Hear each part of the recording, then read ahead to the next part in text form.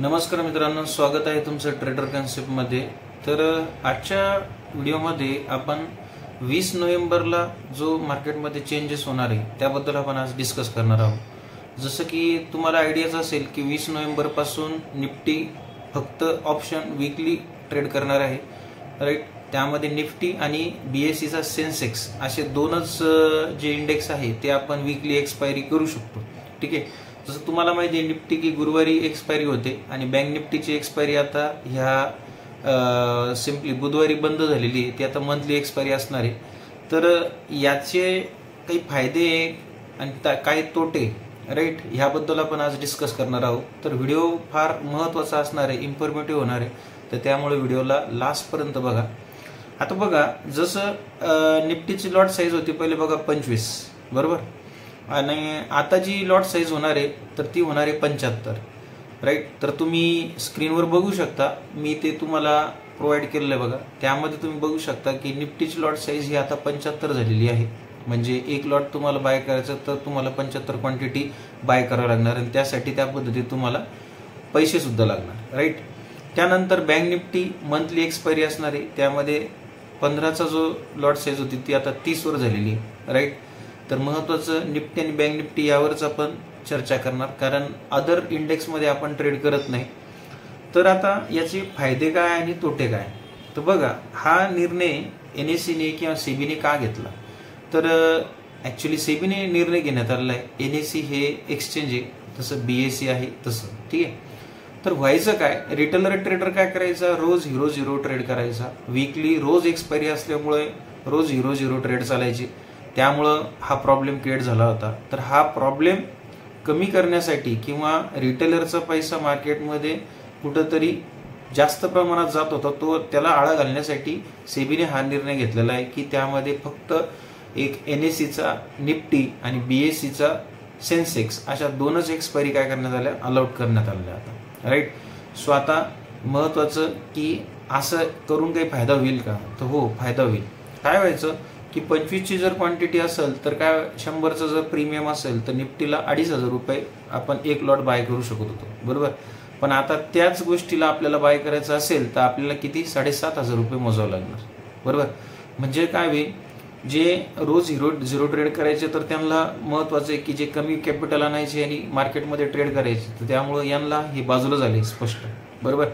आणि जे खरोखरच ट्रेडिंग करायची, राईट, तर याच्यामुळे काय होतं की ह्या रिटेल ट्रेडरमुळं, म्हणजे जे कमी पैशामुळे आपल्याला ट्रेड करायला मिळायचं, तर यामुळे व्हॉल्यूम फार मोठा यायचा आणि जे स्पाइक्स यायचे, राईट, मोठमोठ्या कॅन्डल बनायचे एकदम आणि लगेच रिव्हर्सल यायचं, तर हा प्रकार कुठंतरी आता बंद होणार, राईट।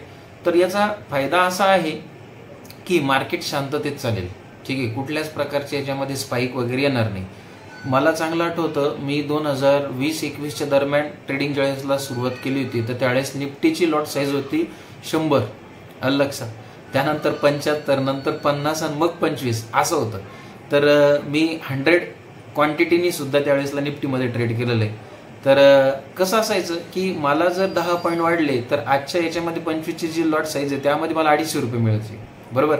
आता त्याच गोष्टीला 10 पॉईंट जर मिळाले तर मला 750 रुपये मिळणार, म्हणजे 75ची जर क्वांटिटी असेल तर तसं बघितलं तर काही असं वेगळं नाहीये, फक्त एवढं आहे की तुमची क्वांटिटी साईज वाढलेली असेल आणि त्या पद्धतीत तुम्हाला ट्रेड करायचं असेल। जे आता 1-1.5 वर्षापूर्वी जे ट्रेडिंगसाठी आलेले आहे त्यांना थोडंसं हे वेगळं वाटेल, राईट, पण जे जुने आहे त्यांना ह्या गोष्टी काही असं विशेष वाटणार नाही। तर महत्त्वाचं काय की आता तुम्हाला फोकस फक्त निफ्टीवर करावं लागणार आहे, कारण बँक निफ्टी पण आता काय झालेलं आहे, मंथलीवर गेलेलं आहे, त्यामुळे त्याचे प्रीमियम पण सुद्धा 500-600 रुपयाला तुम्हाला एक लॉट मिळतोय, आलं लक्षात। तर पैसे जास्त लागणार, हा त्याचा सरळ मुद्दा आहे। तर पैसा जास्त लागणार म्हणजे ऑटोमॅटिकली काय करावं लागणार, ते जे छोटे ट्रेडर होते तर त्यांनी काय करणार, ते बरोबर मार्केटमधून काय होईल, बाजूला होईल। पण ऍक्च्युली आता बाजूला होईल का नाही होईल हा फार महत्त्वाचा प्रश्न आहे। त्यामुळे 20 नोव्हेंबरला जे ट्रेडिंग सेशन चालू होणार आहे तर त्यामध्ये आपल्याला व्हॉल्यूम पाहायला मिळणार की कशा प्रकारे व्हॉल्यूम येतोय, कारण सगळेजण आता निफ्टीमध्ये ट्रेड करतील। पण माझं तरी असं म्हणणं आहे की आता रिटेलरला चांगले दिवस येतील, काय, कारण याच्यामुळे काय होईल, मॅनिप्युलेशन नावाचा प्रकार जो घडतो, म्हणजे असं वाटायचं की याच्यामध्ये अचानक कोणीतरी मनी टाकतंय आणि अचानक एक स्पाइक येतोय वगैरे, हा प्रकार होण्याचे खूप चान्सेस कमी असेल, राईट। आणि सगळेजणच निफ्टीला फोकस करतील, त्यामुळे व्हॉल्यूम चांगला येईल आणि स्पाइक्स वगैरे जे आहे हे येणार नाही आणि एकदम मार्केट शांततेत काम करेल. हा त्याचा मागचा एक बेनिफिट आहे. आणि ड्रॉबॅक काय आहे की जो एक लॉटने काम करत होता 25नी, तर त्याचा लॉस सुद्धा एक लॉटच्या हिशोबाने काम होत होतं 25 क्वांटिटीनुसार. पण आता जर ज्यावेळेसला तो 75 क्वांटिटी ज्यावेळेसला ट्रेड करेल तर तसा प्रॉफिट जसं होतं तसं लॉस सुद्धा त्याला काय करायला लागणार, बेअर करायला लागणार. आलं लक्षात. आणि महत्वाचं दुसरा अजून एक ड्रॉबॅक असा की त्याला आता पैसे जास्त लागेल. मार्केटमध्ये जर ट्रेड करायचं तर तुम्हाला पैसे सुद्धा काय लागणार, जास्त लागणार. सो अशी काही गोष्टी आहे. पण महत्वाचं की 20 नोव्हेंबर पासून हे सुरू होत आहे आणि तुम्ही बघू शकता की 23 नोव्हेंबरला काय रिझल्ट लागणार आहे इलेक्शनचा, बरोबर. आणि 20 नोव्हेंबरला काय आपल्या महाराष्ट्रामध्ये इलेक्शन असल्यामुळं काय होणार आहे, त्यावेळेसला मे बी सुट्टी असण्याचे चान्सेस आहे मार्केटमध्ये. अजून ते डिक्लेअर नाही आहे, पण मे बी होईल डिक्लेअर, वेळेवर होईल ते. आलं लक्षात. तर 23 तारखेला काय रिझल्ट लागणार आहे. म्हणजे 21 नोव्हेंबर पासून आपल्याला मार्केट कशा प्रकारे ट्रेड करतं हे आपल्याला पाहायला होईल. आणि जर जे नवीन असतील तर त्यांना म्हणजे महत्वाचं हे सांगणं की अशा वेळेसला तुम्ही शक्य तितकं मार्केटला एक 5 ते 10 दिवस ऑब्झर्व करा की कशा प्रकारे मूव्ह करतंय मार्केट, निफ्टी कसं मूव्ह करतंय. आणि जे आता बँक निफ्टीमध्ये ट्रेड करताय तर त्यांनी निफ्टीवर मूव्ह होणं थोडंसं गरजेचं आहे. आलं लक्षात. कारण आता सवय आपल्याला निफ्टीची लावणं आहे, राईट. सो व्हिडिओ जर इन्फॉर्मेटिव्ह वाटला असेल तर नक्की आपल्या मित्रांना शेअर करा, लाईक करा आणि कमेंट करा. थँक्यू.